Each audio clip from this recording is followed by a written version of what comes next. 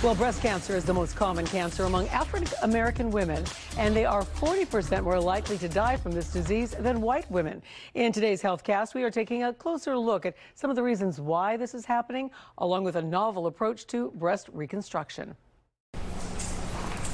Always health conscious about her diet and exercise, serious illness never crossed Rochelle Du Châtelet's mind. And then to come to find out I was diagnosed with breast cancer, it was totally a shocker.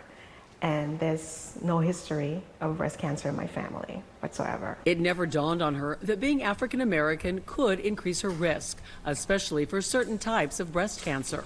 There's a special type of breast cancer called triple negative that is also more common in the African American community. It could be due to genetics. As you can see here, Dr. Juan Paramo, an oncologist with Mount Sinai Medical Center, says lifestyle factors may also come into play. Unfortunately, overweight seems to be a problem that is more common in the African American community, and therefore things that we can do to prevent that will help in the prevention also of breast cancer. While post-surgery reconstruction is typically following mastectomy, that doesn't mean it's a simple process. Sometimes there's chemotherapy and radiation or large tumors that are near the nipple that make it complicated for the plastic surgeon to reconstruct the breast. Rochelle turned to plastic surgeon Dr. Joshua Lampert after she was left disfigured by previous attempts from other doctors. For her, we were able to revise her breast mounds, placing new breast implants, and also doing some liposuction of her abdomen.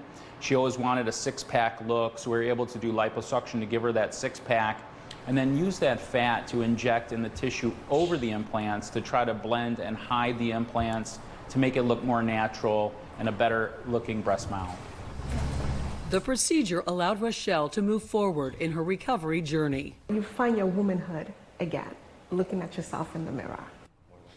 Good for her. And during Breast Cancer Awareness Month, Mount Sinai, as well as other local hospitals, have been offering free as well as low-cost breast cancer screenings to increase the chances of early detection, especially in these high-risk groups.